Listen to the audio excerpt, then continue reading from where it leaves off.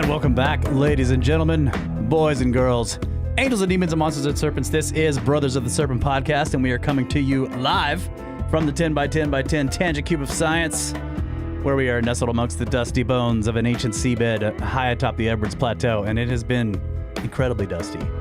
Yes, and very hot. Exceedingly dusty and hot here during harvest season. So we, let's see, we processed the last of our estate grapes a couple of days ago, the cab. Yep. And I think it's a total of around 27 tons. Right, so Not last as year much we as had last year. 33, right? Yeah, including the stuff we bought. Yeah. But it's still, all the juice looks good, everything. So they're all in primary fermentation right now. Of course, the whites and the rosés are more like in cold stabilization, right? But the What is it warning me about? Warning. The street. I never got a warning before Classic. when we were doing the tests. Should I hit X on this? What does it even mean? What does it say? Open studio. Whatever. Oh, it's telling you your bit rate is too low. Current bit rate. Well, here we go. Classic. Zero Damn it. mistakes. So, yeah, so we've been processing all the grapes.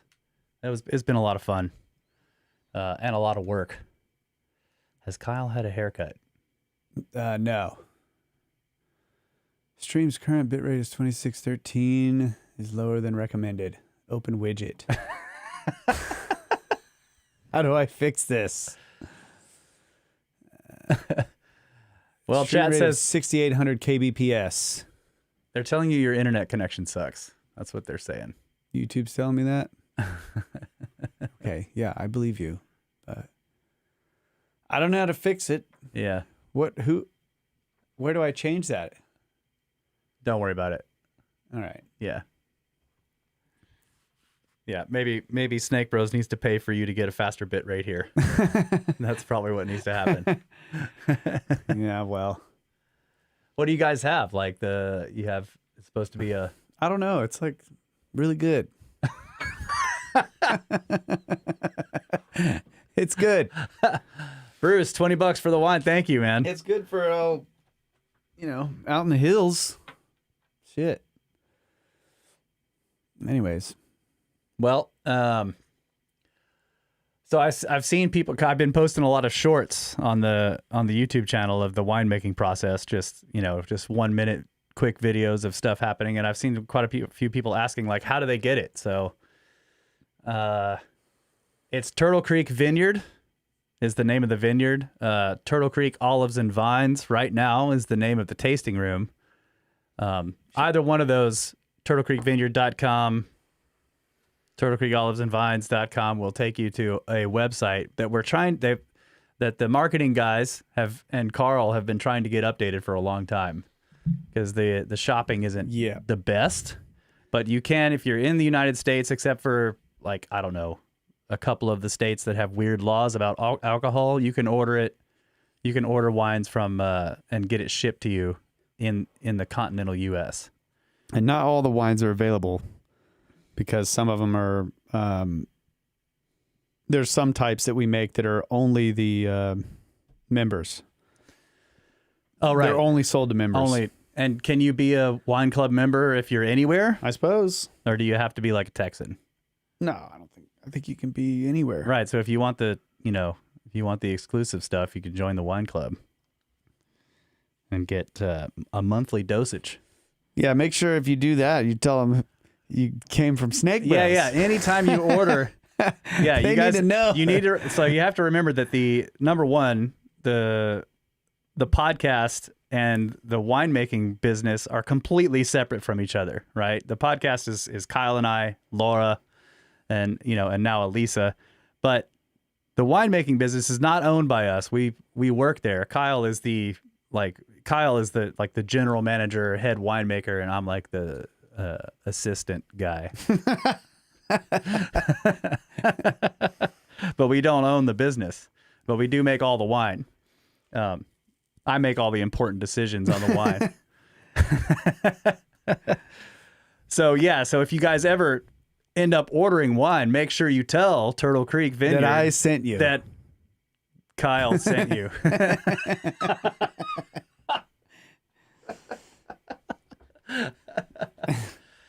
Yeah, they're gonna fix it. I did see somebody in the Discord the recently. store sucks, basically. Yeah, is what we're the trying online to say. store sucks. Sorry about that. People have had issues. To help, we know people that can make great websites, and just it is what it is. We don't make the business decisions on that end. We're on the more the vineyard and winery side. We don't do the marketing. We have there's a question, what grapes? So we have Montepulciano, which is Italian, Tannat, which is Mourvedre, French, Trebbiano, which is more Italian, and we're about to plant an acre of Viognier or Viognier. We have Cabernet and Merlot, and Alicante Boucher. And I think that's we're experimenting with a sparkling this year. With Mourvedre, it's a sparkling rosé. A rosé that'll be a sparkling wine. We've never done that before. It should be fun. No, we don't make the olive oil. It's imported, but it is boutique. It's imported from a small company in Italy. That it's pretty cool. The guy would go around and find these old orchard plots that were overgrown, really old, huge trees, olive trees. And he'd go in and clear out all the underbrush and prune all the trees and get them producing again. And so we went there one year. I guess it was like, when was that?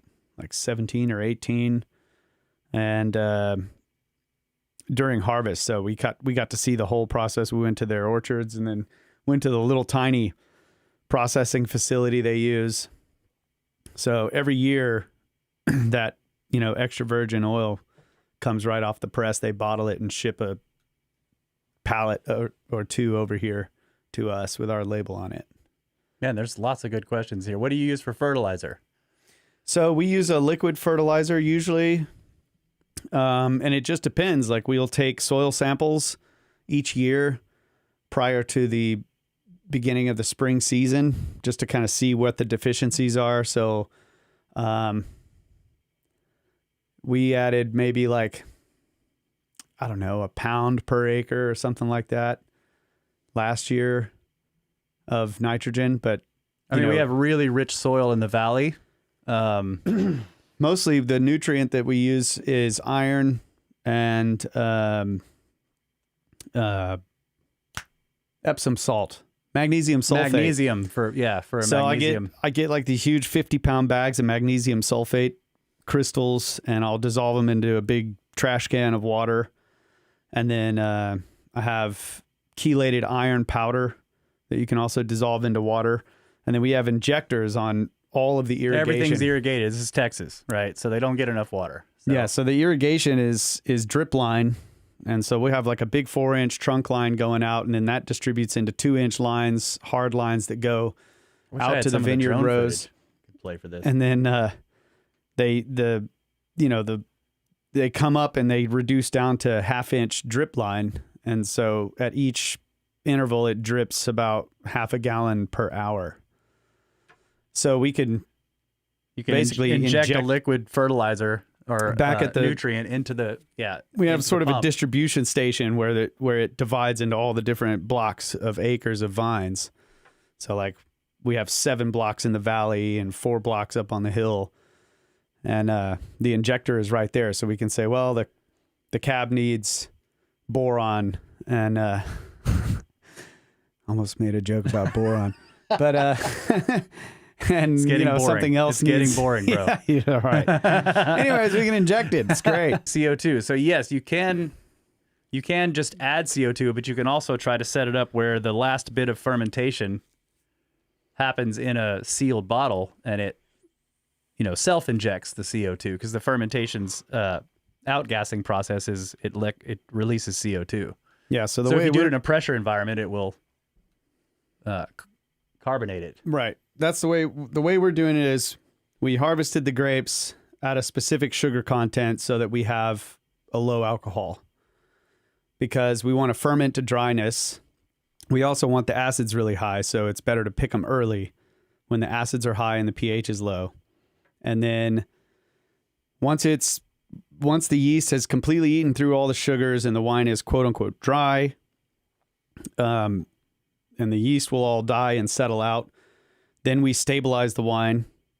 And then right before we bottle it, we measure, we need to know exactly the volume of wine we have. And then you measure an exact amount of sugar based on how much you want to increase the alcohol. Right. Yeah. So we're going to increase the alcohol a little bit more.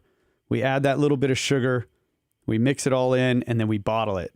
And yeast. Sorry, add yeast. Add yeast, bottle it, seal it up. And then you put crown caps on the bottle, like beer caps on the champagne bottle, and it goes through fermentation, and then you can palletize it and store it for years.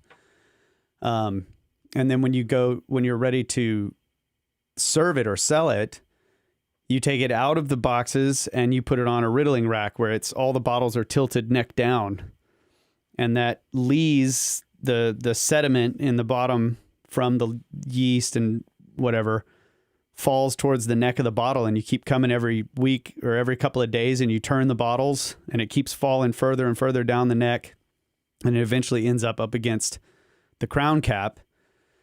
Then you freeze the neck of the bottle. There's a machine they have where you can stick the bottles down in there and it freezes the necks, and then you can flip them over and open them, and they're under pressure, and the pressure squeezes that ice a little bit. It comes bulging out of the neck of the bottle, and it has all the sludge from the yeast on it, and you knock that off of there, and then you cork it and put the cage around it. Yeah. That's what we're doing. It's going to be a process. We've never done it before. Yeah. And should be fun. A fan of the show, Chris Missick of Missick Wines, is helping us. He's like consulting us on this because he makes really good sparkling. And this is it's the traditional method. Yeah, it's traditional method, and like Texas doesn't make a lot of sparkling yet, right? So we're trying to get in early. Like Chris is doing it. I don't know how many there are, but I mean, Heath Sparkling, for example, they're pretty big. But, it's still, not a lot compared to other wines just because it's so involved and it's so hard. There's another good question. Does wine make money, or do people that have money make wine? Yes. Great question. Yeah, that's a good question. I couldn't afford to do it. I could do it in a bucket, but planting grapes is also expensive. This is also a different subject, but a good question from Josh. With the new YouTube version of Community Notes, is there a concern of having to deal with more scriptard interference with your videos? I don't care. Let them put Community Notes on it if they want. It doesn't bother us. It's more like a badge of honor. I'm like, Community Notes. These guys don't know what they're talking about. Yeah, we tell people that. Yeah, exactly. That's what we said. Do you guys bring wine on your overseas trips? No, not overseas. Yeah. Have we? I don't think we brought any wine overseas. We brought some to Turkey. Did we? Yeah. Oh. Yes, we do. Yeah. But you can only bring like a bottle or two that you can stick in your suitcase, right? You can't. And if you go on a trip with a bunch of people, everybody gets a taste and that's it. Or you have to, give it to people in secret. So there's a lot of questions here that we missed. Ryan's saying there's no good jokes about boron. That's a good one. What do you guys do with the remnants of the grapes after making the wine? So that's the pomace after you press. You should show the video. Okay. Kyle's got a great video of the processing of the was it the Mourvedre for the sparkling? Yes. That was one of the first things we harvested. So you guys will see the quick process here, and then we can talk about what's happening. So yeah, right now we don't really do much with it because we haven't produced a whole lot of it at our vineyard. But when we get the winery built, like the big winery, because we're making it off-site, we'll be able to use it as fertilizer, basically. Compost. Hey, it's not picking up my screen. How's that Just possible? looking at the wrong desktop, probably. Huh. Okay. I guess I have to minimize this. That's really weird. Let's see if you can figure out where it needs to go, folks. Okay. Hey, Ollie Hill Farm. Cheers. So I got a new computer, and I'm having to set up all these scenes and everything again. And apparently, okay, real quick. Death's Pit, 00, gave us $3.14 pie. Says have a slice of pie to enjoy with the wine. Thank you. I also saw in the Discord he had a question. Nope, it's not seeing. You asked if they do weddings at the Vineyard house there, and yes, they do. They've done weddings there before, so it's possible. He was saying, like, I may have gone to a wedding there. Oh, really? So, yeah, it's very possible. Yeah. That happened because, yes, multiple weddings have been held at that Vineyard Villa, we call it, the Villa. I can't edit these scenes without going to the scene live. That's really friggin' annoying. Okay, so let me do this. Yeah. Just don't mind me, folks. So let me add a screen. Mac OS screen Morning to capture. Japan. Okay. The biggest hurdle associated with winemaking, it's the equipment and the space. Right? If you want to do it at scale, I mean, right now, even though we're doing, 30 tons a year roughly, we're still considered a tiny operation, but it's like it's about all these barrels, the tanks, the pumps, okay, here's the This is video. our buddy John, who owns Kerrville Hills. He's operating the forklift right now. Ravenberg. Yeah, we got to get one of these. Oh yeah, for sure. That's definitely in the cards. So that's our Mourvedre grapes, hand-picked, beautiful, going into the crusher / destemmer.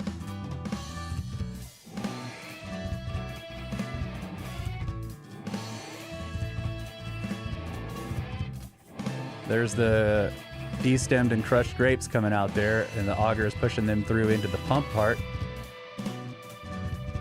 A few stems still in there. There always is a little bit of stems left. But most of the stems end up here. Material other than grapes. Yeah, mog. So this is a peristaltic pump, which is a really cool type of pump. It's got like a rubber straw in there, and then these rollers squeeze the grapes through that. And it's supposed to be really gentle. And now it's pumping it directly into their big press. Since this is going to be a rosé, you press it almost immediately, right? So if it was a red wine, it wouldn't be going into the press yet.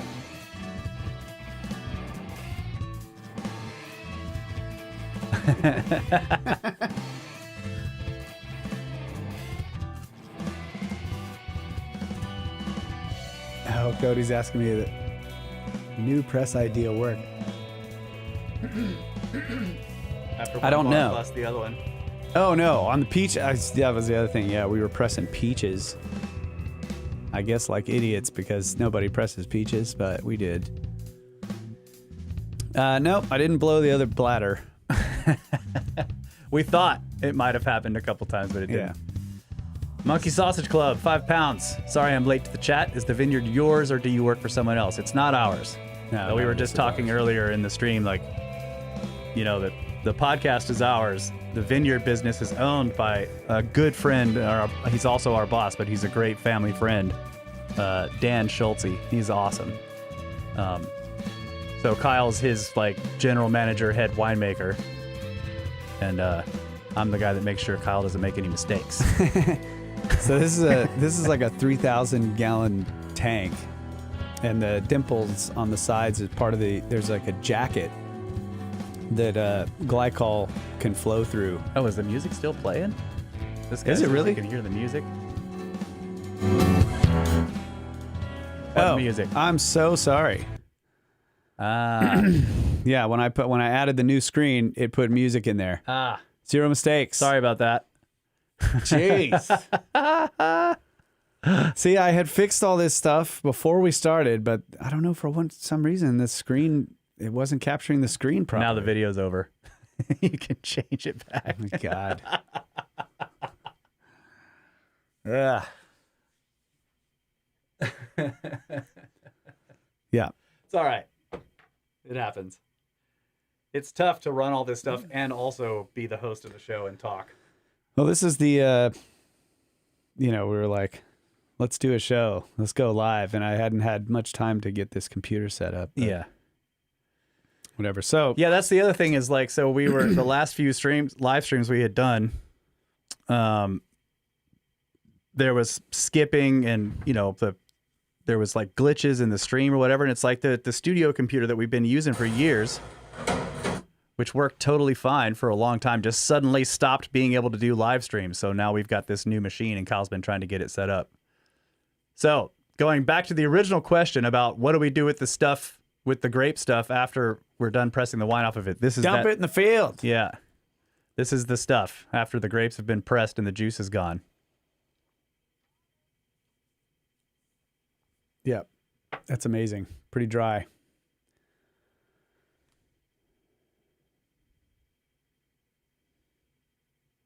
Yeah, it's dry. Yeah, that's good video, man.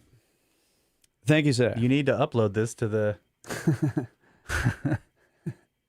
I've been taking time-lapse footage of us processing this year and some of the harvesting, too.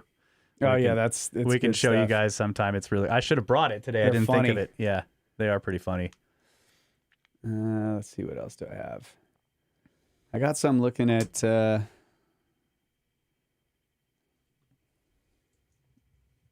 Okay, this is just looking at some fruit. I was trying to show our consultant what the fruit was looking like. This is the Trebbiano. And so I'm looking through the net. This is a hail netting. Hail and bird. Yeah. Yeah. Because they will destroy a crop. So this is the Treb, a white wine. Excuse me. Yeah. It's a white grape. Last year, I think we had 5 tons on this acre. And this year it was much less, maybe 3 tons or somewhere. What kind of percentage are you getting out of the grapes? If you mean percentage alcohol, like alcohol by volume. Well, it depends. I mean, we choose what we want. Yeah, so, it's like about how much sugar is in the grapes when you crush it. So for weeks leading up to harvest, we're taking fruit samples every day or every other day or every 2 or 3 days, just depending. So obviously we know by now which varietals will ripen first. And then as they get closer, like you can watch them sort of building the sugars, you can watch the pH going up, you can watch the acids coming down based on the 3 main tests that we do. And then depending on what kind of wine we want to make, we pick it based on what percentage of sugar is in those grapes. So like the cab that we just picked was 27%. Yeah, that was a high. The Tanat is... That was a pretty high. Yeah, that's high, but that's good for a big cab. Yeah, but that was probably one of the highest sugar measurements we've ever gotten, I think. And they're the oldest vines, so they can do it. Do you have to prep the plant for the winter? No. Not really. No. It goes dormant on its own, and then we do a lot of trimming in prep for the next year. Trim it almost all the way down to nothing to let it grow entirely new. You leave a short bit of shoots across there that each have a couple of buds on them, because those 2 buds, you leave like 2 buds on each shoot. And those 2 buds are going to produce the next year's shoots that are going to produce the fruit. Okay, so he says he didn't mean percentage alcohol or sugar. He wanted to know percentage moisture. We don't measure that. And how juicy is it? So the cab is usually the least juicy. Yeah. The Monty is extremely juicy. It also depends, on rainfall, how much rain we got. Yeah. So we had a big rainstorm. But you get, I mean, for like a ton of grapes, we'll get about, I guess it's something like 160 to 180 gallons of juice. Yeah, I think probably somewhere around right, there. yeah. So, man, these are all really great questions. Let's see. There were some more up here. Chip's got a question about netting, but we also had some other ones. look, I got two mice. Yeah, we have two. I have two my own keyboard trackpads and mouse and now. two keyboards. See, moving up in the world, folks. Put him in the boat says tomorrow marks 8 years sober for me. Just want to say thank you. I can't count how many hours I've listened. Brain expansion is real. Hey man, cheers to bro. you. Yeah, congratulations Great on 8 achievement. years sober. That's really awesome. Let's see. How often do you have to remove that netting for maintenance and inspection? So typically it goes up once and comes down once. So we put it up after bud break. So once the vines, all the buds bloom and shoots start coming up, we put the nets up pretty soon after that. And they may drop them one time to do fruit thinning or shoot thinning. Maybe twice if we're unlucky. So if we go in and do some shoot thinning, they'll put them back up. So they'll just do it one row at a time where they just unhook the net, drop it down, go along, thin the shoots, and put the net back up and then go to the next row. Yeah. But if they have to go back later, like after the fruit set, we're like, oh man, there's too much fruit on there. We'll drop them again, go back in, pluck some fruit off, and then put them back up. So at the most, I would say they go up 3 times and come down 3 times. Yeah. But sometimes we don't have to, there have been years when we didn't have to do shoot and fruit thinning. And so the nets just stayed up. But most of the time we do have to at least take them down once. So it's interesting because this year we got less tonnage, like a little bit less than last year, but they also did a lot of fruit thinning. So I think in general, hopefully the goal with that is that you get a little less tonnage, but the overall quality is a little higher, right? They did ripen really well this year. Yeah, they did. And then we got this enormous rainstorm, like a flood. Right. I would say it would have been, if we hadn't gotten that rain, we would have been harvesting in 2 weeks. Yeah. And then the rain came and then it pushed harvest back like almost a month. Almost a month, yeah. Yeah. It rained really hard and flooded all the rivers and creeks. We had flood warnings all over the place. Roads were closed, lots of damage. And then, like 4 days later, there was another. It wasn't nearly as bad, but there was more rain. It was like right when you're thinking, okay, the ground's drying up. It's sort of everything's going. And then it rained again and got everything soaked. And so, yeah, it pushed it all back. Yeah. Because the grapes just swelled, with all this water. Not only that, but the plant actually stops ripening then. Like it just. Yeah, it's like, oh, we're fine. Yeah. I'm not dying from lack of water. Yeah, so it's like they start growing more leaves and Yeah. shoots and stuff with the rain, and when they fill up with water, they're more juicy, obviously, but the overall sugar content and everything is lower, and you want this. We want a specific sugar amount, which is like Kyle. The target we're checking for is pH. You don't want it too high, and sugar, which you don't want too low, right? And so there's this balancing act between these two numbers. But also, you can tell by the pH and the acid whether or not it's going to ripen anymore. That's true. Once you get to a certain point, 4. 4.2, it's like that's it. The acid's pretty much dropped out. Like it's done. It's not going to ripen anymore. If you let it hang for long enough, they might start shriveling up, which will increase your sugar content. But it's not because they're building sugars; it's because they're dehydrating. Yeah, they're dehydrating. You get raisins. Yeah, and then especially with a white wine, you want it to taste fresh. Like you don't want to overripe. You know how grapes, like when you're like table grapes, you can tell like the soggy sort of like mushy table grapes. They have this overripe. Yeah. Not necessarily a rotten grape, but it's kind of like, you like them crunchy and like having more acid. That's the way you want a white wine too. So crisp. So crisp. So yeah, you want it to have a fresh taste. So some of the problems with bad wines most of the problems with bad wines are from issues in the vineyard, like rot or fungus or overripeness or underripeness. It's funny how often we've heard from, like good winemakers when they're like, dude, like there's a lot of stuff you can do in the winery, but what really matters is the fruit you get, right? The fruit is the foundation of the whole thing. And if you get bad fruit, it's like there's nothing you can do in the winery that's going to turn bad fruit into good wine. Probably almost never. You can fake it sometimes, but it's never going to be as good as good fruit wine. Right. It's just never going to be. Clueless Chris, 1333. Thank you. A little tangent. Kyle has shared before about his neck pain. Is he doing better? Cheers, I bros. am. But I'm going back to the doctor tomorrow actually, because I just have some issues that are not debilitating, but I still feel like that treatment that I got helped me so much that I'm like, maybe I should get some more treatment. Yeah. Because maybe it'll continue to like fix some of these other issues. The doctor will be like, let me check.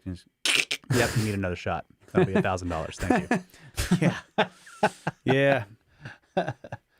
Yeah. So it's neurological issues.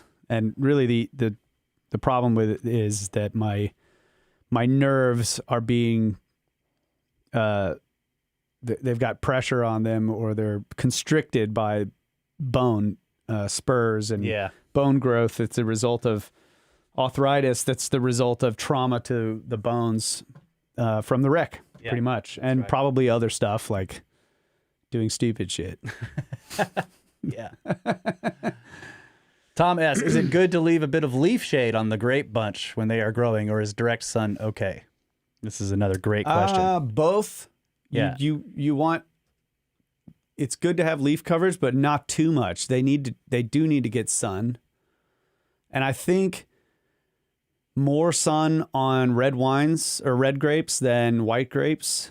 The red grapes, I think like the additional sunlight, I could be wrong about this, but I believe it helps in them building anthocyanins and tannin structure, all that kind of shit that makes, red wines really good and preserves color and stuff like that.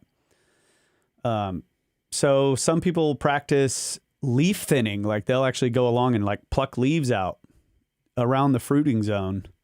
So, yeah, we haven't done much of that at all in our vineyard. When we shoot thin, the leaves do get plucked. Obviously it removes a lot of foliage, but, yeah, we've never specifically said, you know what, we need to go and pluck leaves out of these and whatever. And oftentimes, they'll only say pull leaves on the east side so that they get morning sunlight, but not afternoon sun. Yep. I tell you what does happen. Red wasps build nests in the fruiting zone. That's right. God dang it. Under the nets. Yeah. I'm thinking about of something to do.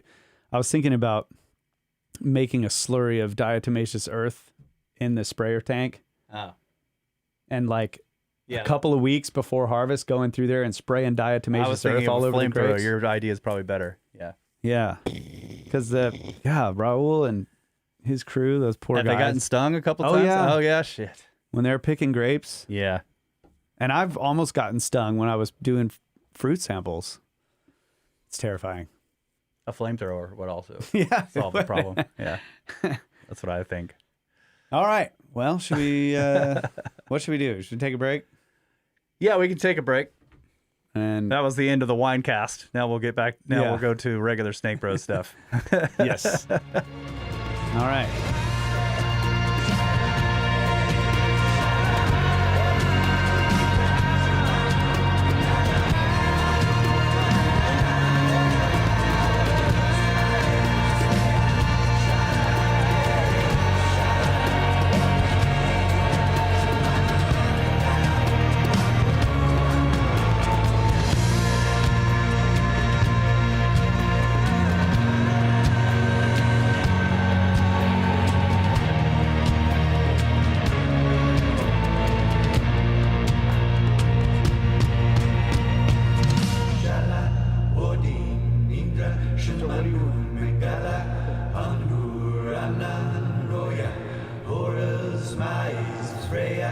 Shala, hey, Shala, Odin, Indra, Shumanu, Mengala, Anurana, Loya, Horus, Maiz, Freya, Shala, hey, Shala, Odin, Indra, Shumanu, Mengala, Anurana, Loya, Horus, Maiz, Freya, Shala.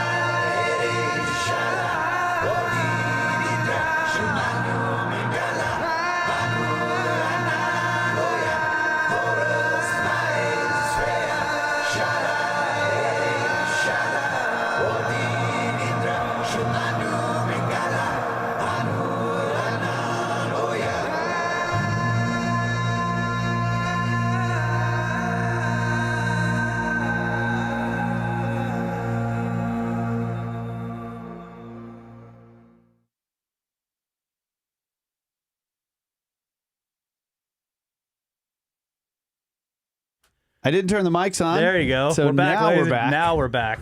Zero mistakes. Yeah. Zero. See? Like 1 month of not doing this and get pretty rusty. Oh my gosh. Ridiculous. Okay, so what's going on? What are we doing? We are going to London. Yeah, in October. So this is one thing we wanted to talk about with you guys because we want to do some meetups. So we're going to be there a while. We'll probably have quite a bit of free time. So it doesn't have to be one thing. Right now, we don't have any set days or times or whatever. So we could play it by ear, but we could also organize something so that people have something to plan for. I don't know. Probably would be better for people if they could be able to plan for at least something. I think the idea that I like is we pick 2 days, maybe a Friday. And of course, all the UK people are sleeping right now, so none of them are hearing this. Yeah, well, screw them.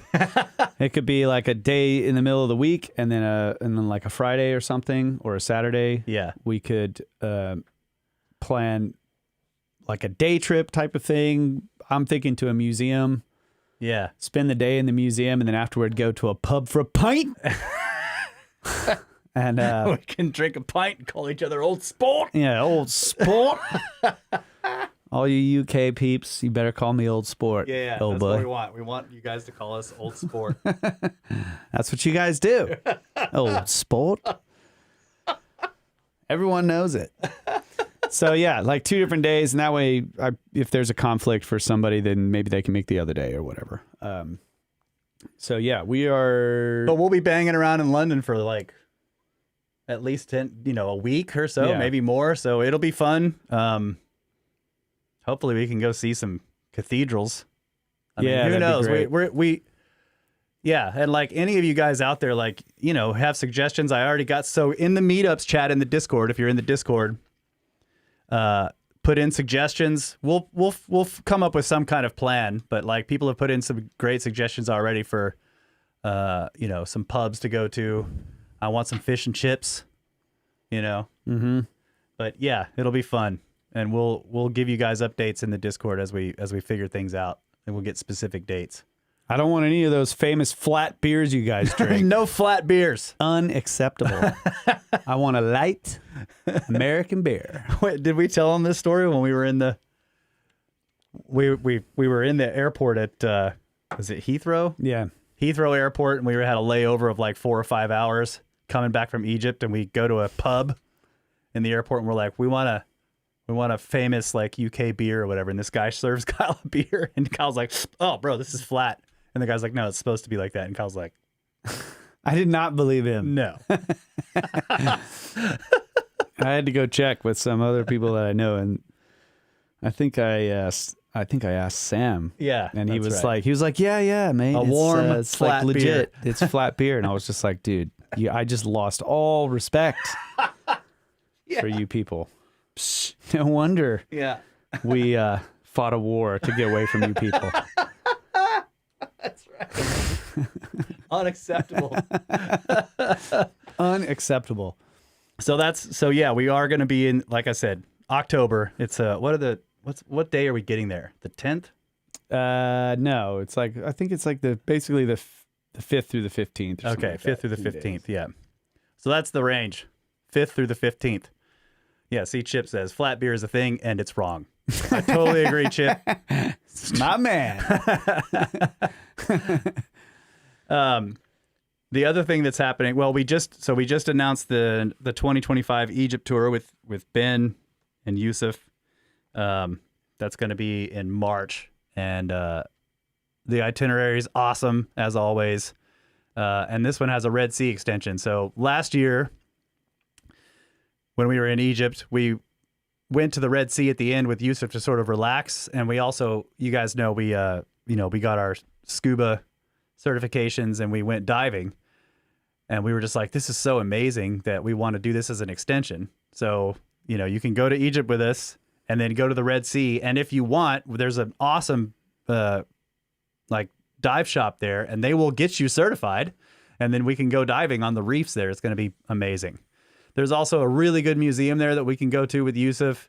Some of the best seafood I've ever had in my life. Yeah.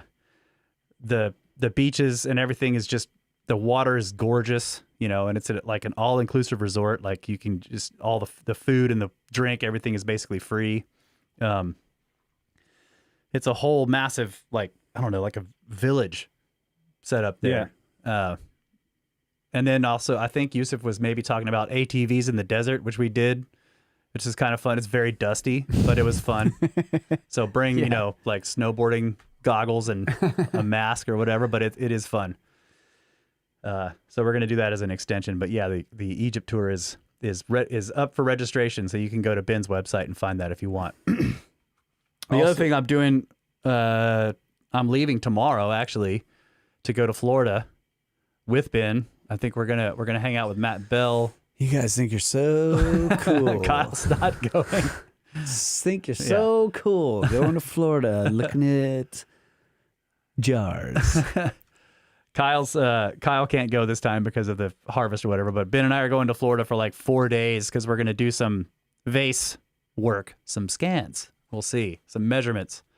And then we're going to go hang out with Matt Bell, look at his collection a little more, and maybe do a podcast. His collection's all right. It's okay. I guess. Yeah, it's all right.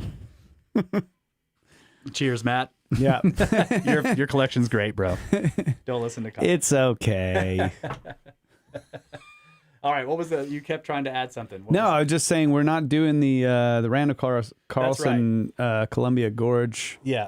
A lot of people have asked us if we're going to be at the Columbia Gorge. No, we're not this time. It's just, there's too much going on.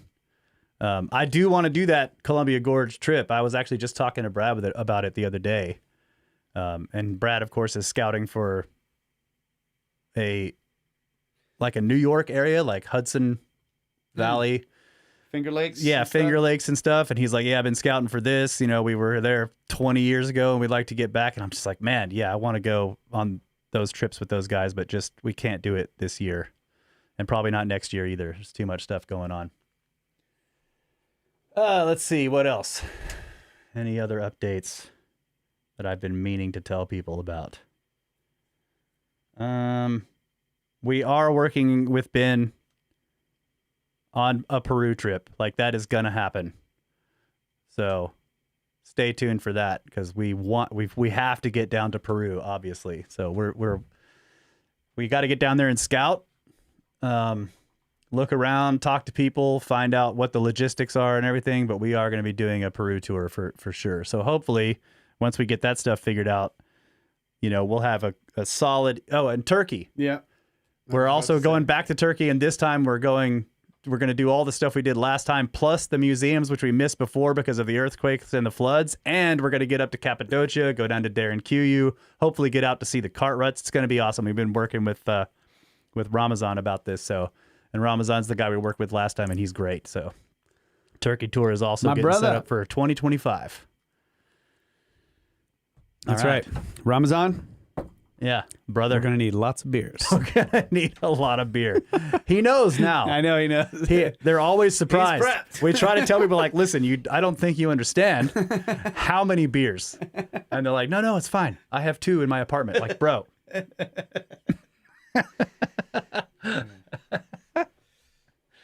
Okay. Assembly? Yeah.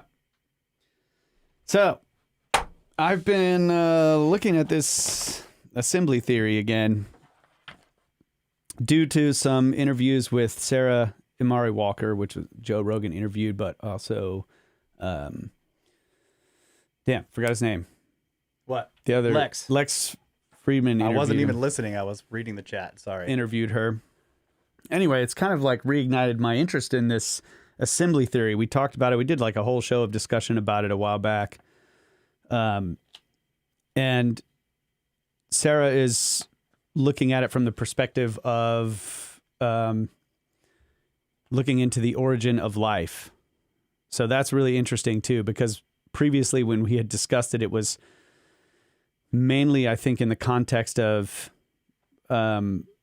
sort of physics, just like how, one way of looking at the universe in terms of the development of complexity in the universe. We've talked about this with, like some of the work of Sean Carroll with the arrow of time. Yep. And how with entropy, you get, you go from this sort of simplistic order towards chaos, and somewhere in the middle you get a complexity, which is a combination of order and chaos. Yeah. So that's sort of the arrow of time way of looking at it, and we must be right in that sweet spot in the middle of this pathway from order to chaos in the arrow of time idea, looking at entropy. So that's their idea, because now we have all this complex life, and the only way that can exist is if things haven't moved so far into chaos that it's just noise, right? Well, assembly theory completely upends that model.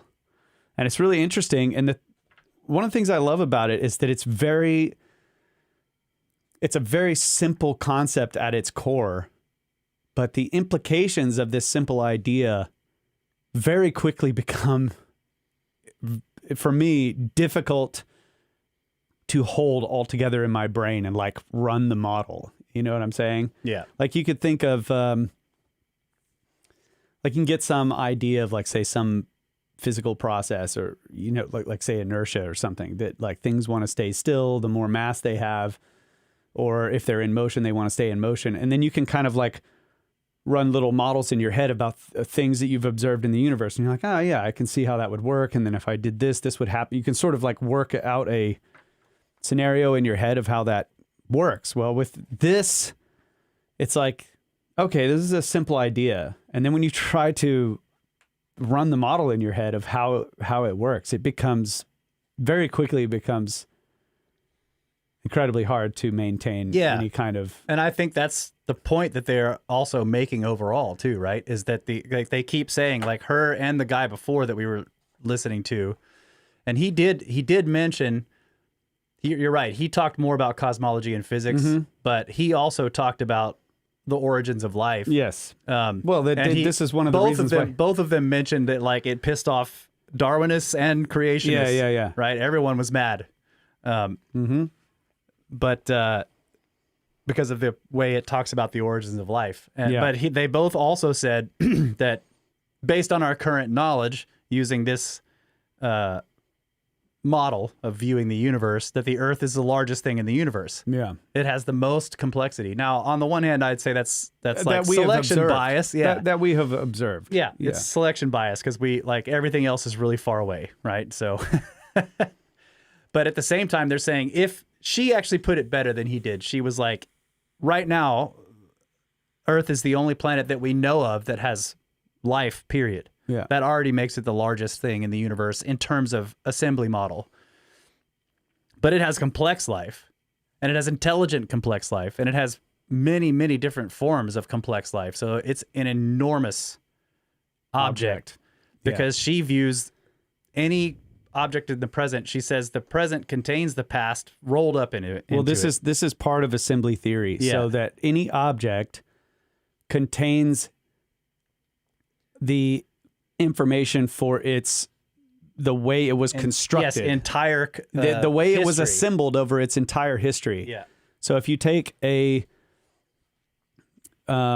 cell, you could break it down into subatomic particles, but that doesn't really actually tell you the information that's contained in the cell. This is what the theory suggests. because physicists want to say, well, we can understand the cell by breaking it into its subatomic particles, right? Yeah. Like breaking it into its constituent parts all the way down to the fundamental particles. And the assembly theory point is that it doesn't actually tell you about everything about the object. Their suggestion is what really tells you what you need to know about the object is how it was assembled over time. And so each object contains within it its time history. Have you seen the chat has been arguing about beer for the past 5 minutes? That's fantastic. I'm Can very you proud have of you another guys. one of these, by the way? Oh, yeah. You want this slimy one? Yes. They're making me want a beer.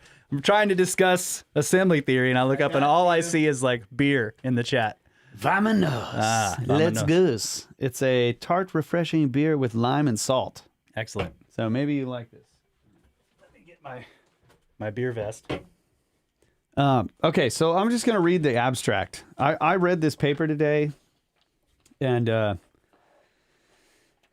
it has these sentences in it that I just had to read over and over and over again. So it's it's got some pretty cool diagrams and stuff. It's called Assembly Theory Explains and Quantifies Selection and Evolution. So the abstract is, scientists have grappled with reconciling biological evolution with the immutable laws of the universe defined by physics. These laws underpin life's origin, evolution, and the development of human culture and technology, yet they do not predict the emergence of these phenomena. Evolutionary theory explains why some things exist and others do not through the lens of selection. To comprehend how diverse, open-ended forms can emerge from physics without an inherent design blueprint, a new approach to understanding and quantifying selection is necessary. We present assembly theory, AT, as a framework that does not alter the laws of physics, but redefines the concepts of an object on which these laws act. AT conceptualizes objects not as point particles, but as entities defined by their possible formation histories. This allows objects to show evidence of selection within well-defined boundaries of individuals or selected units. We introduce a measure called assembly, A, capturing the degree of causation required to produce a given ensemble of objects. This approach enables us to incorporate novelty generation and selection into the physics of complex objects. It explains how these objects can be characterized through a forward dynamical process considering their assembly. By reimagining the concept of matter within assembly spaces, AT provides a powerful interface between physics and biology. It discloses a new aspect of physics emerging at the chemical scale, whereby history and causal contingency influence what exists. So that last bit, like... Yeah, history and causal contingency influence what exists. So this Yes. is like every object in the assembly theory model contains in it the information of its entire history going all the way back to the formation of the universe itself. But also its existence influences what will exist. Yeah. So like in the models, when they show like say these building blocks, these fundamental particles building new things by combining themselves. Can you pull this up on the screen? Yeah, I should have done that. I didn't share it with my computer, but basically once you build an object, it is assumed, let's say if that object isn't just a random selection, right? Because there is randomness in the universe and so objects will randomly be put together. But if it is selected and not just random, but it's a product of its environment, and in other words, it's selected for copy, right? It will make a bunch of copies. There will be a bunch of copies of that same object. The existence of those objects become the new building blocks for the next objects, because then they can start stacking on each other and making new objects. And the newer object, if it gets selected, will have a bunch of copies. And so there's all these factors that go in as you start to assemble things, where they talk about how many copies there are and what selection pressure there is. And then they run these models where they look at just randomness, and you end up with a universe of like, and what do they call it?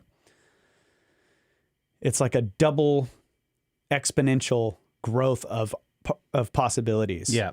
Right. You just start ending up with just an enormous amount of too many. possibilities. Yeah. She was saying that, like, she was trying to illustrate this a couple of times in the different shows, and she's like, look, there's not enough room in the universe to have one of every possible molecule that could be made with the known elements. That's kind of what there's they just show. not enough space. That's what they show with this model too. Is that what happens is there's a relationship which they claim sort of proves selection or shows a selection pressure, which means that at this certain balance, more complex objects will come into existence rather than new objects. That's right. Rather than, so out of the pool of objects that you have to create stuff, you can have novel objects being created. Right? So there's like all these possibilities of novel objects, new objects. But instead of building just a shit ton of new objects at a low complexity, which is possible, it could just do that forever. That's right. And you could never get complexity. There are pressures that end up having the complexity become something that actually extends out. Right. So that it's more often than more novelty. Yeah. That's right. So that's what they're looking at. It's really cool the way they sort of break this down, and they run these models, and they show that, like, okay, here's a model that is just all random in novelty, like all these new objects, but low complexity. And then they have like, here's selection pressure, and things get more complicated. Yeah. It's really cool. In other words, or another way to say it is that things tend to combine, right? Like low complexity objects tend to combine with each other to create less novel but more complex objects, rather than just like constantly creating new novelty. Yeah. So this is a form of selection pressure, and so like all of this is contained. So like, any object has as its own history rolled up in it. The like a history of this kind of selection, all the way going back to the very beginning of the universe. Another interesting thing she talked about was, and this is probably more philosophical, was the idea that in physics, she was saying like it seems like one of the big problems in physics is the idea of the outside observer. Yeah, that was interesting. That was really cool. Because she's like, when you break the universe down into like its very basic component parts, where fundamental interactions are taking place, it becomes too confusing because you cannot remove the observer from these interactions. Right. But because this is sort of baked into the way science is done, like Newton and these guys were like, well, what you have to do is be an objective observer watching this thing take place, and that's the only way you can understand it. But when you get down to the fundamental interactions of these tiny particles or waveforms or forces, the observer is actually built in. Otherwise, it doesn't make sense, right? And we see this with the double slit experiment and stuff like that. When the observer is there, the interaction is different, but the observer has to be there. Who is she? Sarah. What's her name? Sarah Imari Walker. Yeah. Well, let's see here. She's a co-author on the paper. She's written a book, and she's also she was recently on Rogan and Lex Friedman, if you want to listen. Rogan spends a lot of time talking about watches and clocks. He does. Let's see. How do I get out of this page? There we go. Okay, so here's one of the diagrams on here. So yeah, they show the building blocks, and then they make these things, and then these things start combining.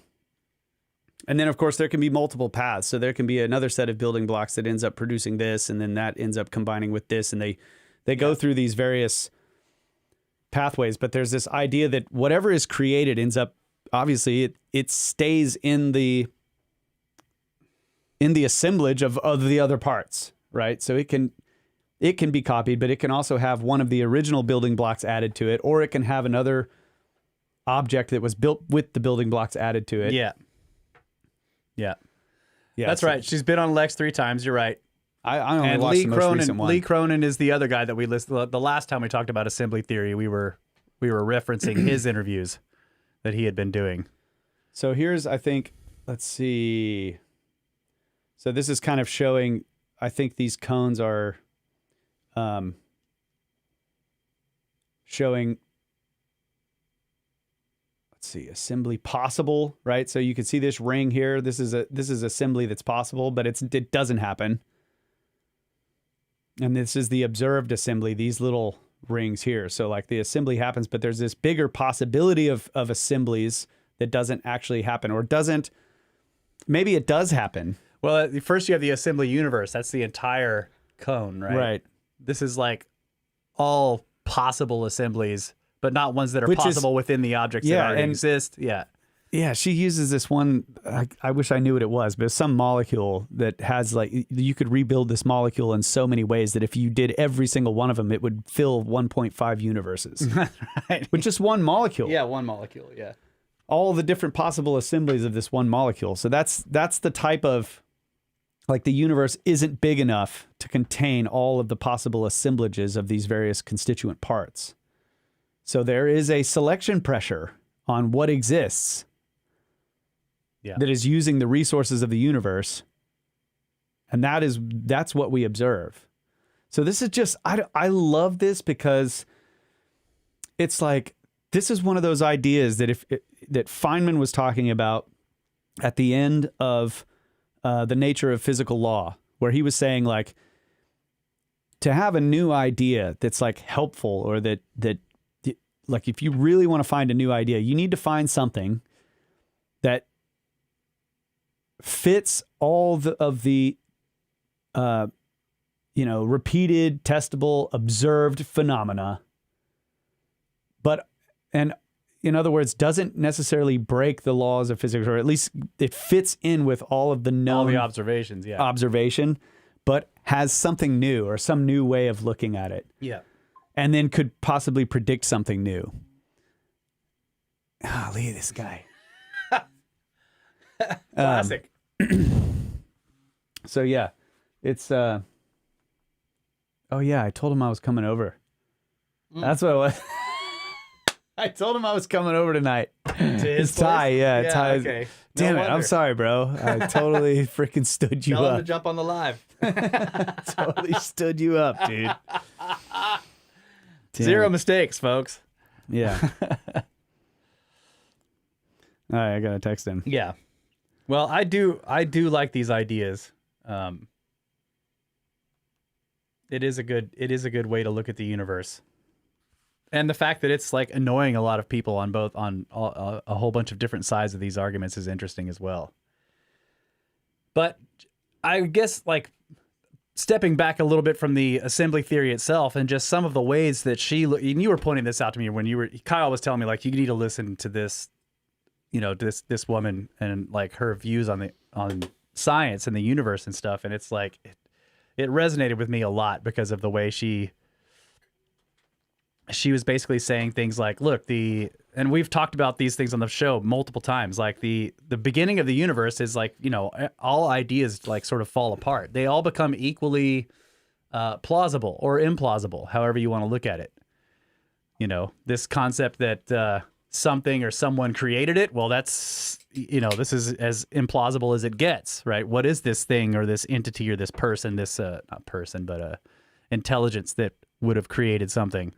Versus, like, the universe was in some prior state that has nothing to do, that's completely disconnected with its post-Big Bang state. Well, it's basically the same kind of implausibility. It has, there's no more or less evidence for either one of those ideas.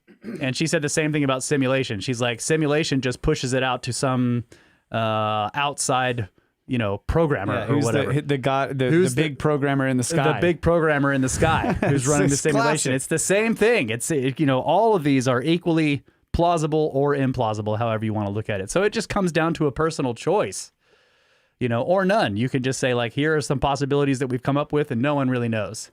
Yeah.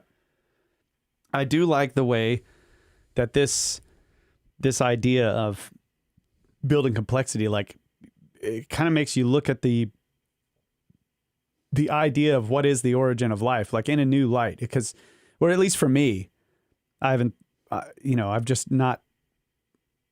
I've never heard this way of looking at it specifically, but like, how do you define what life is? Like, she goes through multiple different sort of conventional ways, definitions. There's multiple different definitions that scholars and, scientists have used. But none of them really, like, all of them end up excluding some things that are considered alive and including some things that are considered not alive. Yeah. No matter what definition you look at. Yeah. And she gives some examples, but assembly theory kind of, if you think about it, just like this growing complexity of objects, of the combination of subatomic particles to atomic particles to molecules, eventually you get to some level of complexity, and the complexity in the way they replicate themselves. It's kind of the way I'm seeing it. It's like you imagine the typical evolutionary description of like how life began in the primordial soup, right? There's this primordial soup and it has all these constituent parts, and there's random Brownian motion, and they're assembling and disassembling and being destroyed and created and in this chaotic manner. And at some point there's an assemblage that is selected. Yeah. Now, at this point, it's not life, right? In the model, in the standard model, this is physics, right? So there is some kind of selection happening prior to the origin of life, and so this is one of the things they talk about. That assembly theory sort of takes selection and spreads it out it's the entire universe is going through a process of selection in this assembly process. Selection is not something that is unique to evolution in terms of life. Yeah, that's right. Natural selection is happening in these environmental pressures for actual objects that we would consider just material. Yeah. But it's a parent idea that there's some kind of selection pressure where this random combination of objects produces a protein or whatever, an RNA that ends up having multiple copies of itself made, and then it ends up producing something else. You see what I'm saying? So it's like they sort of take that idea and run with it. But then the question becomes, well, what is, it's still, the question is, what is life? Well, where do you draw the line to where now it's alive and it wasn't before? Yeah. Like, it's just really strange. I don't know. I love thinking about this. That's the thing is, like, does this make that line more murky or less? Yeah. Right. I feel like it, in a way, it may push the line way back. Yeah, farther down the complexity chain than currently thought. Yeah.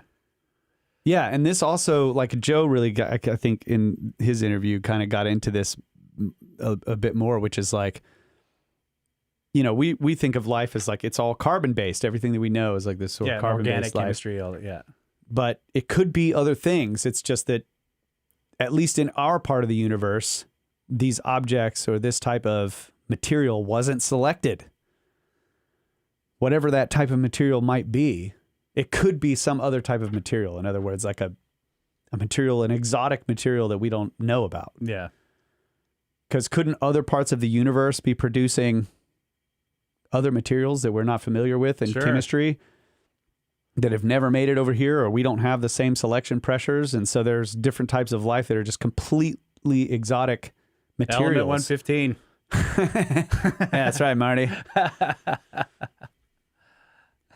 Yes, I think so. And I mean, there's plenty of speculation on like silica-based life instead of carbon. But yeah, I guess there's, I don't know.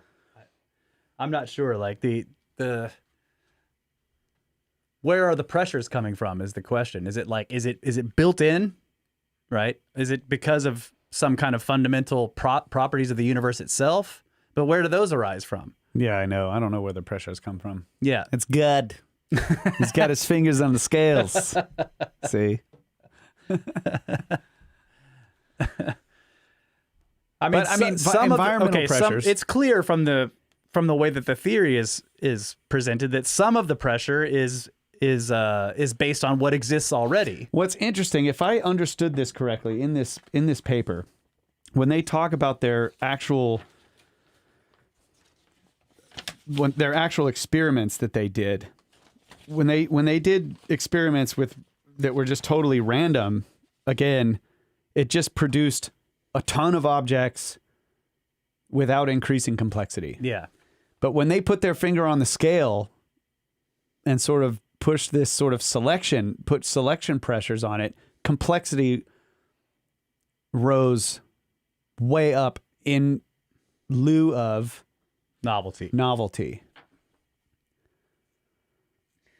Yeah, so that the question is so who's putting their finger on the scale? And that's what I'm saying. Is it about fundamental universal properties? Yeah, maybe. And they're not claiming that there is some outside, that there's some godlike force doing that. No, they're definitely not. They're just pointing out that, look, this is how complexity arises. Yeah. Is when there's selection pressure. Yeah, and that may be why they've pissed off the materialist clockwork universe Darwinist people, because their models basically show, like, look, without any selection pressure, you just get lots of novelty and no complexity. But you put a little finger on the scale there. Which could be, like, I wonder if a finger on the scale could be like the presence of the moon, for example. Yeah. Environmental pressure that selects. Like, in other words, it actually creates an environment that excludes certain. It excludes other environments.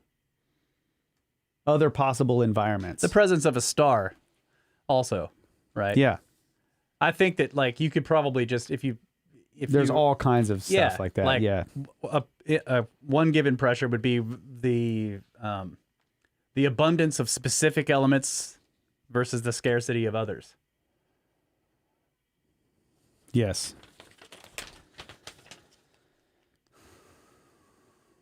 Let's see. Yeah, it's undirected versus directed exploration. So it's like exploration is like the making of novel objects. Yeah.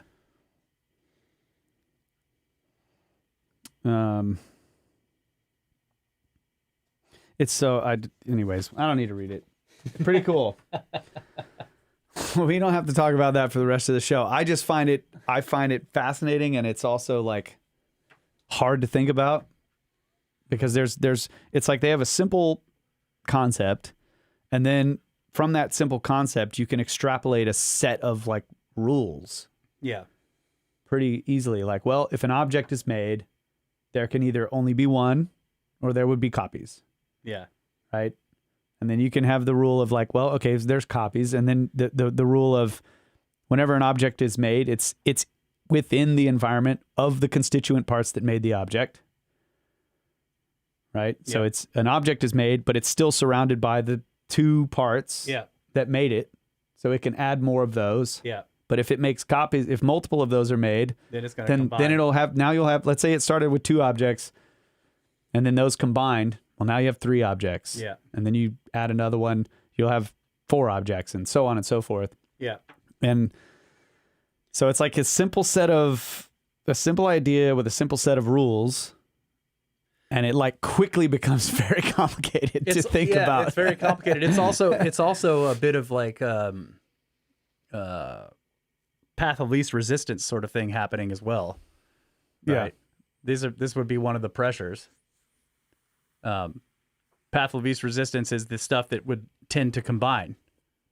And then eventually you develop some kind of novel complexity, and the path of least resistance changes. Yes, because of the presence of it. Right. Because now there's something new there, that new thing now changes the path of least resistance Yes. from making more of that thing to those things combining with other things. Yes. And so you get more complexity, and again, it changes. And this is what she talks about how every object has rolled up in it this enormous data set of its entire, starting from subatomic particles at the beginning of the universe all the way up to this beer can, right? It's like there's a massive combinatorial history in there. Yeah. And it's a huge object. What's great about anything that we've made, and she talked about this, she was pointing at in the interview she was doing with Joe, she was pointing at random objects on his table, and she's like, think about this thing. This is some of the biggest objects. Yeah, it seems very simple, but it wouldn't be there without us making it. Yeah. But first we had to make a whole bunch of machines to do that. But before we made those machines, we had to like show up in the first place. Yeah. And for us to show up, there's this long evolutionary organic chain, right? So it has an enormous, even though it is not life, Yeah. it does not exist without life. Yeah. It would not exist without life. So all of the arrival of, intelligent, advanced human civilization is wrapped up in this simple object. See, I think right there, that is the power of an artifact. Yeah. Like that's why an artifact it stands out. is so powerful. Yeah. Like if you find one that is from, say, an ancient people or whatever, it's different than finding a fossil. Yeah. Fossils are awesome. Yeah. But an artifact that was a creation of an intelligent being is like a huge object. Yeah. And it's palpable. Like you can feel it when you discover it. It's like that's why I think it's cool. You pick up a fossil and you're like, damn. But you pick up an ancient artifact and you're like, it's different. It's like, yeah. It might just be a rock that's been shaped by somebody, but it's like assembly theory space is much larger than the fossil. Yes, exactly. Freaking cool. Okay. Another break? Yeah, let's take a break, and then Okay. we'll do some more stories, and we'll respond to all of y'all's yagging. Yeah, lots of chats up there. All right. I did not steal this. It's a combination of loops that I assembled. So there. Don't red flag my video.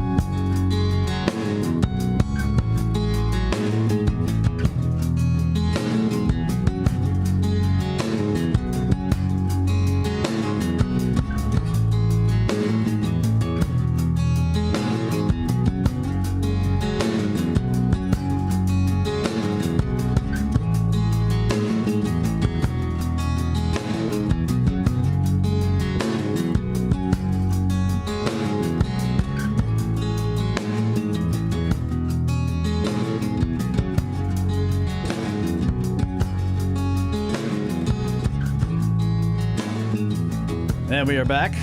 Ladies and gentlemen, Brothers of the Servant Podcast live. And I think we're done with assembly theory, even though technically no one is ever done with assembly theory. That's right. It's ongoing all the time. Nick, N.E. Davis, $5. Cheers, Snacks. Thank you, Cheers, bro. buddy. Thank you, bro. You going to Egypt again? Let's see. 7 Rin. 770 pounds. First time here with an account sorted in time to throw your live funding at you. Now I've finished playing catch up. Ha Love yous. I love you too, bro. Thank you. Thank you, thank you. Thank you. Sam Fibro Fox, £1. Cheers. Cheers. Thank you so much. And yeah, there were lots of chats and questions going on during the assembly conversation. Back to beer. Oh yeah, we going back to beer? That's what Mike said. Yeah. Just think of how massive beer actually is. Yeah. In assembly theory. No, I'm just kidding. All right. I think this happened last time we discussed assembly theory when Yeah. Lee Cronin was on. We got so far and we're like, and that's about all we can say It's about really- that. Yeah, it's like when I'm listening to the smart people talk about it, I'm just like, this is genius. And then when I try to talk about it, I'm Yeah, we're like, look. so it's complicated. Yeah, you put stuff together and then you get the universe. I tried to explain it to my buddy Mark. He came to visit. And it was so bad. He's like, he's really into like scientific research and Yeah. he reads a lot. I was trying to explain it to him and he's like, I was like, you just got to look it up. I don't know. go read the paper, bro. It's cool. All right, so I got a couple stories. Let's see, which one should I do first? Let's do the story of the Great Flood according to the ancient Aztec mythology. All right, let's hear it. I figure this is this is from the ancientcode.com.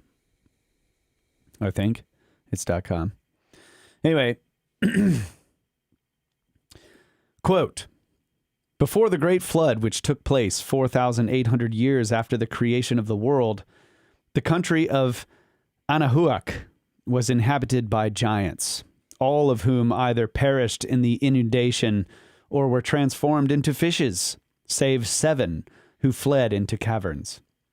When the waters subsided, one of the giants, the great Chelhua, nicknamed the architect, traveled to Cholula, where, as a memorial of the Tlaloc, which had served for an asylum to himself and his 6 brethren, he built an artificial hill in the form of a pyramid. End quote. No matter where you look, descriptions of a cataclysmic flood that destroyed the world can be found in nearly all ancient cultures. The Great Flood was supposedly sent by God or the gods upon the earth in order to destroy civilization as an act of divine punishment. This story is a widespread theme among many cultural myths and is perhaps best known from the biblical story of Noah. But despite the fact that Noah's story of the Great Flood may be one of the most famous and well-known flood stories, it isn't the oldest one out there, and it certainly isn't the only one. There are several other, perhaps less famous, versions, such as stories from Matsya in the Hindu Puranas, Deucalion in Greek mythology. The oldest and original account of the Great Flood is, according to scholars, that of Utnapishtim in the Epic of Gilgamesh. This historic fact is clear evidence how many of the world's oldest cultures have stories describing a great flood that devastated Earth. Of similarity exists between several of the flood myths, something that has led many authors and scholars to believe that these have evolved from or influenced each other. And despite the fact 3 stories of a great flood exist in nearly all ancient cultures on Earth, mainstream scholars are divided in opinion whether or not such an event took place on Earth. However, scientists do recognize that in the distant past, thousands of years ago, a catastrophic flood did take place on Earth, but most scientists deny that there was a massive flood, the Great Flood, that occurred in the last 6,000 years that covered major parts of the planet. The ancient Sumerian Nippur tablet is believed to describe the oldest account of the Great Flood and the creation of both humans and animals on Earth. It also records the names of antediluvian cities on Earth and their respective rulers. The Eridu Genesis is believed to have been composed circa 2,300 before Common Era, is considered as the earliest known account of the Great Flood and predates more popular Great Flood described in the more popular Great Flood described in the biblical book of Genesis. Many authors and scholars believe that the Sumerian account of a Great Flood eventually gave birth to more popular flood myths like the one described in the Bible. However, if that is true, how did the story of a great deluge make its way all the way to Mesoamerica thousands of years ago? The Aztec flood stories. There are several accounts of Aztec flood stories, but authors argue that the most famous of them is that of Nota, the Aztec version of Noah. Nota. Is Nota, I mean, I was wondering, is this like, is that, well, I'll move on. Okay, so in italics, so I'm assuming this is from the translation. When the sun age came, there had passed 400 years. Then came 200 years. Then 76. Then all mankind was lost and drowned and turned to fishes. The water and the sky drew nearer each other. In a single day all was lost. But before the flood began, Titlacahuan Chahuan had warned the man Nota and his wife Nina, saying, "Make no more pulque, but hollow a great cypress, into which you shall enter the month Tozoztli." Wow. Sorry. Names are tough. Yeah. They will enter the month Tozoztli. The water shall near the sky. They entered, and when Titlacahuan had shut them in, he said to the man, "Thou shalt eat but a single ear of maize, and thy wife but one also." And when they had each eaten 1 ear of maize, they prepared to go forth, for the water was tranquil. And this is from the ancient Aztec document Codex Chimalpopoca, translated by Abbe Charles Etienne Brasseur de Bourbourg. So this is what I was wondering. Did this guy make the guy's name Nota? Oh, yeah. He's just... Was his name? You know what I mean? Like, How do you Noah, It's so just Noah, so I'll just say Nota because it sounds like the way they talk or something. I just wonder. Okay, so... But what was that about? Each of you, like, they carve out a tree, right? Yeah, like they make like a submarine and he puts them in there. Yeah, and then he's like, you're going to each get 1 piece of corn, and then we're going to send you out on the waters. Hey, save me a piece of that corn. Yeah. Yep, 1 ear of corn. And all other men had turned into fishes. Yeah, except 7. Is that like sleeping with the fishes? Yeah. All right, so the story continues. If we take a look at the 5 sons, the doctrine of the Aztec and other Nahua peoples, we will find the following eras, creations, and destructions. And so this is a bullet point, 5 different bullet points, and the name, starting with the name. Nahui Ocelotl, which is the jaguar son. Inhabitants were giants who were devoured by jaguars. The world was destroyed. Next, Nahui Ehecat, which is the wind son. Inhabitants were transformed into monkeys. This world was destroyed by hurricanes. The next one, Nahui Quaihuitl, the rain son. Inhabitants were destroyed by a rain of fire. Only birds survived, or inhabitants survived by becoming birds. The next one, Nahui Atl, the water son. This world was flooded, turning the inhabitants into fish. A couple escaped, but were transformed into dogs. That's really cool. The world was flooded, turning the inhabitants into fish. This one is Atl, A-T-L. Yeah. You can't make this stuff up, folks. You can't make it up. The last one, Nahui Olin, earthquake son. We are the inhabitants of this world. This world will be destroyed by earthquakes or one large earthquake. So the fourth one, Nahui Atl, describes what many believe is a great flood. This world was flooded, turning the inhabitants into fish. A couple escaped, but were transformed into dogs. The fourth son, Nahui Atl, for water, F-O-U-R, for water, ended in a gigantic flood that lasted for 52 years. There's that number. Yeah. 52 cards. 52, wasn't there something to do with a jubilee or something like that? I don't remember. Yeah, it's 54, is it? Oh, is it? 54, yeah.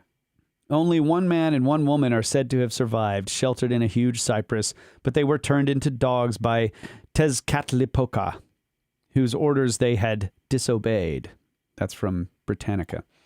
After the new Nahui Atoll comes the Nahui Olin, the world we live in today, which according to Aztec mythology will be destroyed by one large earthquake. Different versions of Mesoamerican floods, especially those by the Aztec people, tell that after the Great Flood, there were no survivors and creation had to start from the beginning, while other accounts describe how current humans are descended from a small number of survivors. Before the Great Flood, which occurred around 4,800 years after the creation of our world, the country of Anahuac was inhabited by giants, all of whom were either perished in the inundation or were transformed into fishes, save 7 who fled into caverns.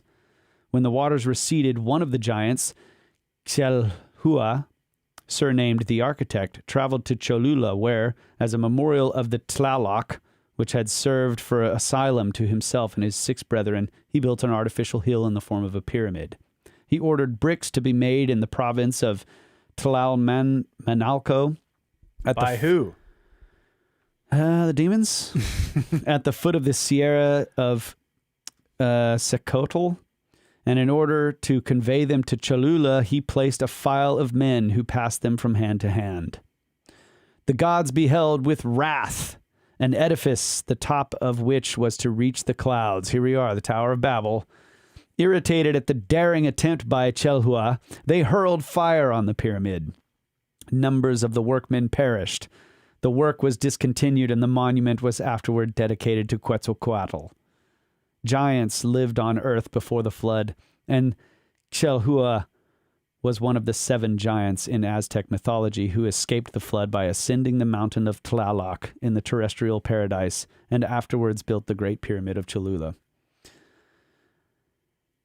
That is just freaking cool, dude. Wild. Okay? That's cool. The Tower of Babel shows up after the flood in the same way it shows up. Like the people come, in the biblical narrative, they come out of the mountains after like roughly 600 years after the flood or something, settle in the land of Shinar, and build a tower to the heavens so that they may not be destroyed again and spread throughout the earth. And I wonder, same story in Mesoamerica. Yeah, and I wonder if it's they're incredible. like, again, they're kind of implying like men were giants, or were the men separate from the giants? Well, let's go to the next story. All right. Next story from the ancient code. The of Aztec mythology, builders of the Pyramid of Cholula and Teotihuacan. One of the most fascinating histories in Mesoamerica belongs without a doubt to the ancient Aztec people. The Aztecs, also called Mexica culture, were a pre-Columbian civilization of the Mesoamerican region, which flourished between the 14th and 16th centuries AD in the corresponding territory of Mexico. The Aztecs spoke Nahuatl, and their culture developed in the cultural region of Mesoamerica from 1325 to 1521 AD. Date of the conquest of Mexico by Spanish conquistadors, commanded by Hernán Cortés, who defeated the Aztecs and destroyed their civilization.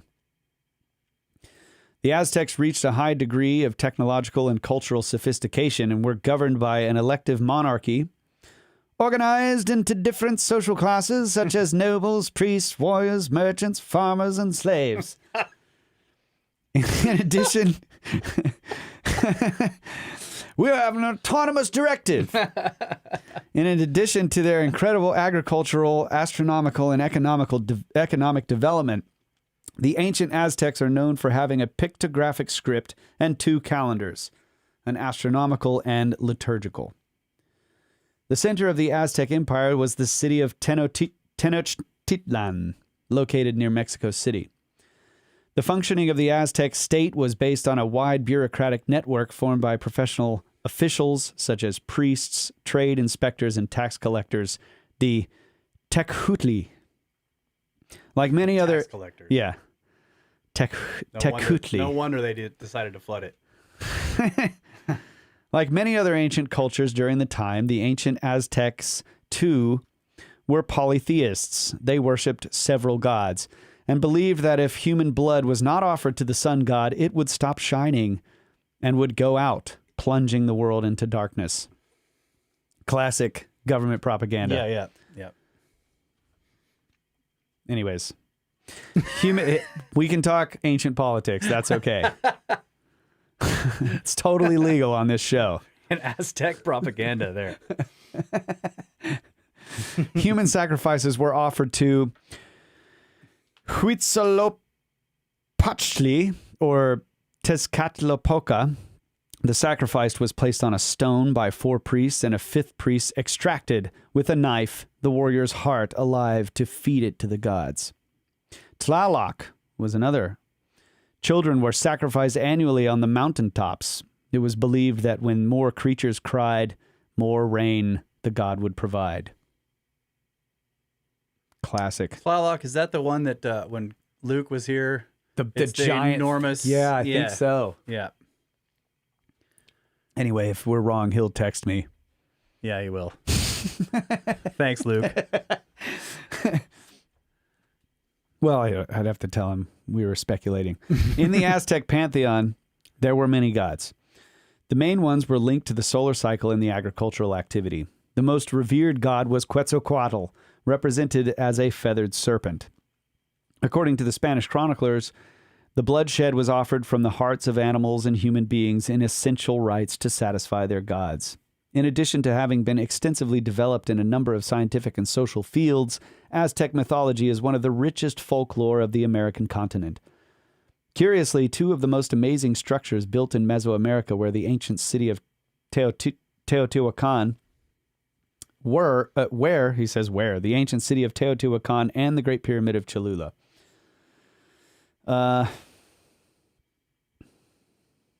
If we take a look at Aztec mythology, we will find that the Quinametsin giants are believed to have populated the world during the previous era of the Son of Rain, the Nahui Quaihuitl. As written in the book... The Son of Rain was the 3rd one? You don't have to look. I think it was the 3rd one, because then after that was the... No, maybe the Son of Rain. It's just the previous one, so it's 4th. Okay. It's the one before ours. Okay. I believe. I'd have to go back to the other story, but it says the previous world. Okay. And if you remember, 7 of them survived. Yeah. Right. As written in the book El Mundo Magico de los... Anyways, stuff. Authored by Attilia Meza, a Quinametsin giant stood more than 10 feet tall with a weight of around 600 pounds. Oh, forgive me, Professor Shy. Professor Shy. If I'm stepping on your material. As many other mythologies around the globe that mention the existence of giants, the Quinametsin too were by the gods because they did not venerate them. And their peak civilization came to an end as a result of great calamities and as a punishment from the heavens for grave sins they had committed. So that's obviously another, it's very similar. It's like the giants were on the earth. They were terrible. Yeah. They needed to be destroyed by the gods. There's an enormous flood. Some of them survived anyway. Later they build a tower. The gods get pissed about this again. It's like... It's wild. Yeah. Okay, so... is it just literal, or is there metaphor here? I mean, there's almost always metaphor, come right? on. Yeah. They were more than 10 feet tall with a weight of around 600 pounds. Yeah, it seems... That's pretty specific. Yeah, it is pretty specific. And not outlandish. Yeah, that's right. They didn't say 50 L's. That's true, yeah. This is within the bounds of what Kyle will accept in terms of giants. That's right. Totally plausible. Once you get to 19 feet, I don't know about that.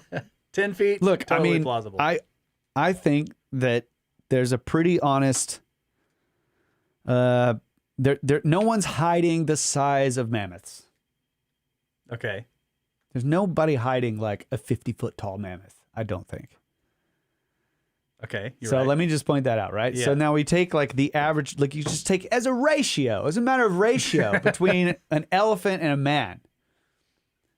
right? So like, I don't think you're gonna have a guy leading an elephant around like a dog, I see what you're saying. a mammoth around like a dog. Like these things got huge. They were the mammoths were massive. Yeah.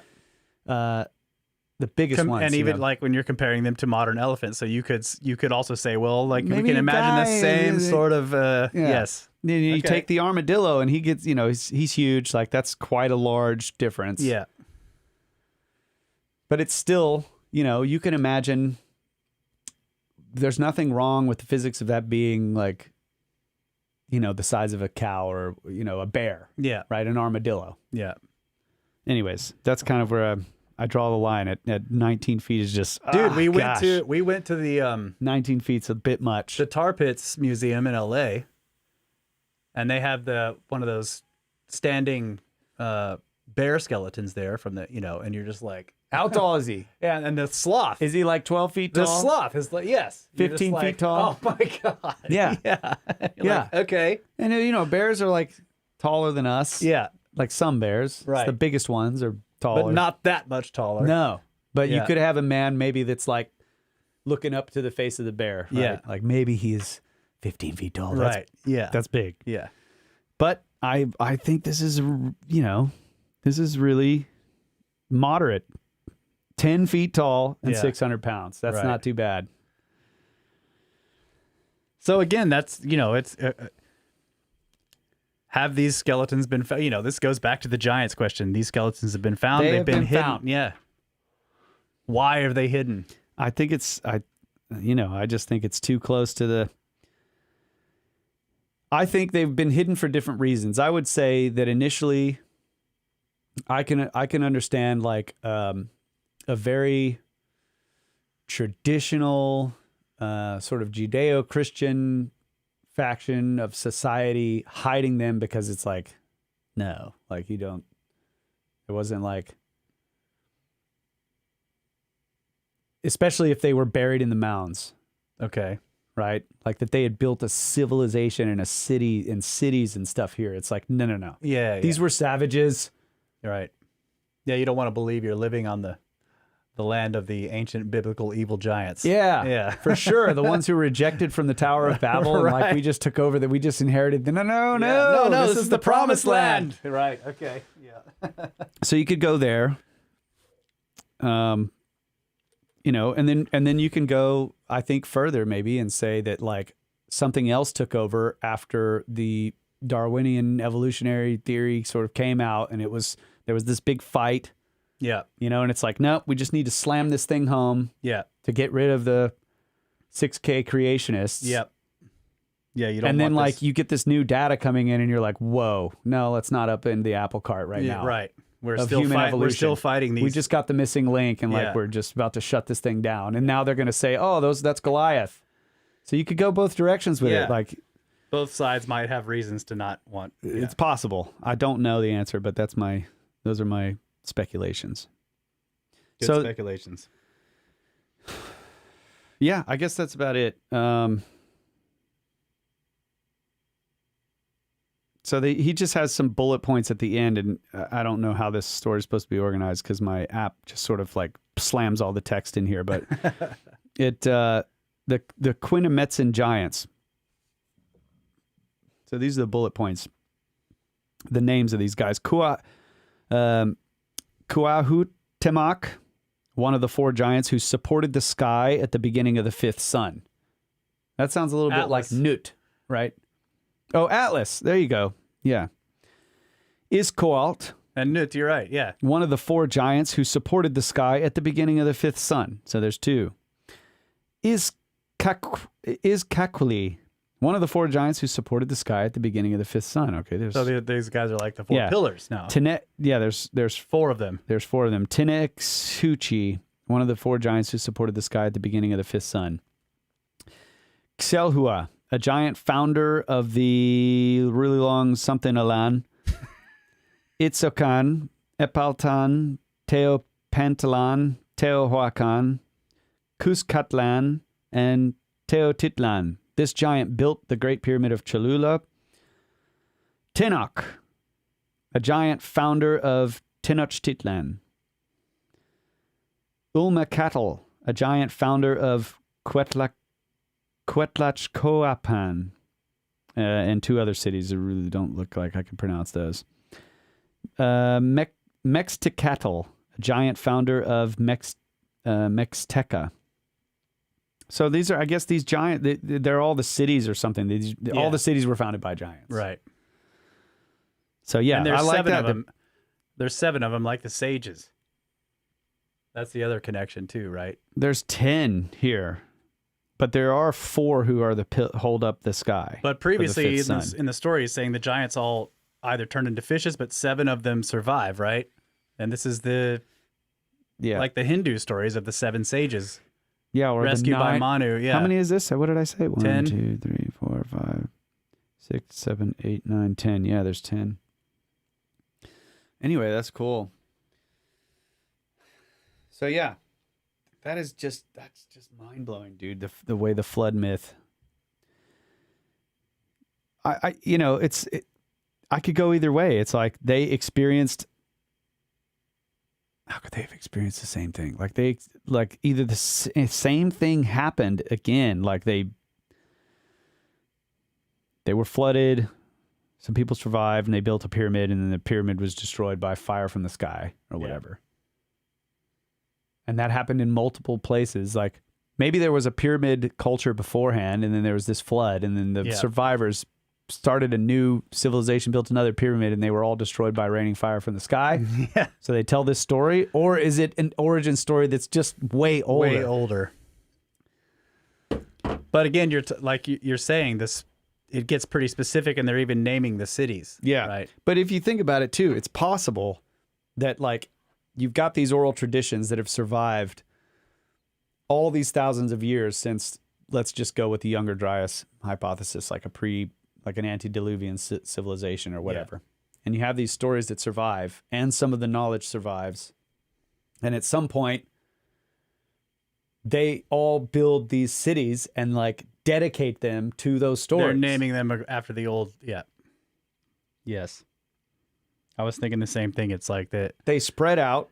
Yeah. Some of them go to the Americas. Some of them are in Egypt. Some of them are wherever in China and all these places. Now we have New York. Yeah. And, yeah. Yeah, exactly. Atlanta. Yeah. Yeah. Yeah, exactly. We're doing it now. We're still doing it. We're still doing it. New Mexico. Yeah. As opposed to the old one. Mm-hmm. Cool stuff. Yeah, man. I got one other story if you want to do that. Oh, we got one more and then we'll wrap it up. Okay. I got to go get ready to leave. No, you don't. Flying out tomorrow. You don't need time. Yeah. All right. Completely different topic. I just thought this was cool. Space.com. 200 meteorites on Earth traced to 5 craters on Mars. So this goes back a little bit, at least, possibly to the origin of life on Earth. Or at least I have heard about Mars rocks that are here, like from ancient impacts on Mars, and then they end up flying here and landing on Earth, basically. Yeah, believe it or not, debris, did I say space.com? Yeah. Yeah, space.com. Debris from Mars has frequently made its way to Earth after powerful impacts hit the red planet's surface and launched it into space. There have been at least 10 of these meteorite-forming events on Mars's recent history. When these massive impacts occur, meteorites can be flung away from the red planet with enough velocity that they break free of Mars's gravitational pull to enter orbit around the sun, with some eventually falling to Earth. Scientists at the University of Alberta have now traced the origins of 200 of these meteorites to 5 impact craters in 2 volcanic regions on Mars, known as the Tharsis and Elysium. Now we can group these meteorites by their shared history and then their location on the surface prior to coming to Earth, said Chris Hurd, curator of the university's meteorite collection and professor in the Faculty of Science. Meteorites fall to Earth all the time. An estimated 48.5 tons, or 44,000 kilograms, of meteorite material falls each day, according to NASA. Though the majority make it to the surface as tiny, unnoticeable particles of dust. Determining their origins can often be difficult, But in the 1980s, scientists became suspicious of a group of meteorites that appeared to have volcanic origins with ages of 1.3 billion years. This meant that these rocks had to have come from a celestial body with recent, in geologic terms, volcanic activity, making Mars a likely candidate. That's pretty cool. Yeah, it's cool. They're like, wait a minute. This rock has volcanic activity that's 1.3 billion years old. Holy crap, that's young. But yeah, I mean, it would mean that it's not like, possibly it's not something from the Oort cloud that has not experienced volcanism. Yeah, right. Right. It has to be from a cometary fragment, a stone in a comet or whatever. So yeah, if you've got there's traces of volcanism in this rock that fell to the earth. Like, that's pretty interesting. Dude, imagine if there must be Earth pieces on Mars. Yeah, exactly. Yeah. So this is one of the things I thought. It's like what if it was something thrown into Earth's orbit that fell back down 1.3 billion years later? Yeah. Like that. But anyway, let's continue. Just got to check Mars for Earth meteorites, for pieces of dinosaurs. Yeah. Let's see. Okay, so this meant that these rocks had to have come from a celestial body within recent, in geologic terms, volcanic activity, making Mars a likely candidate. However, proof came when NASA's Viking landers were able to compare the composition of Mars's atmosphere with trapped gases found in these rocks. But everybody knows those things are actually just in Arizona. Right? The rovers running around in Arizona? Yeah. Trapped gases, same. It's the same. Proof! Identifying exactly from where on Mars they originated was previously difficult to do. The team noted in their paper that this difficulty arose from using a technique called spectral matching, a technique used to identify and compare the composition of materials by analyzing the patterns of light they absorb or emit. However, this method is limited by factors such as terrain variability and extensive dust cover, which can skew spectral signals, especially on younger terrains like Tharsis and Elysium. But knowing exactly where these Martian meteorites came from would allow scientists to better piece together the planet's geologic past.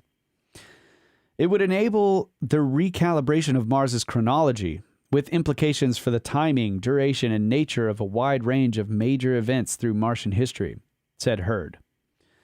I call that the missing link, to be able to say, for example, the conditions under which this meteorite was ejected were met by an impact event that produced craters between 10 and 30 kilometers across.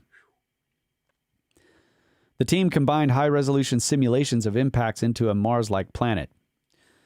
One of the major advances here is being able to model the ejection process, and from that process, be able to determine the crater size or range of crater sizes that ultimately could have ejected that particular group of meteorites, or even that one particular meteorite, said Hurd.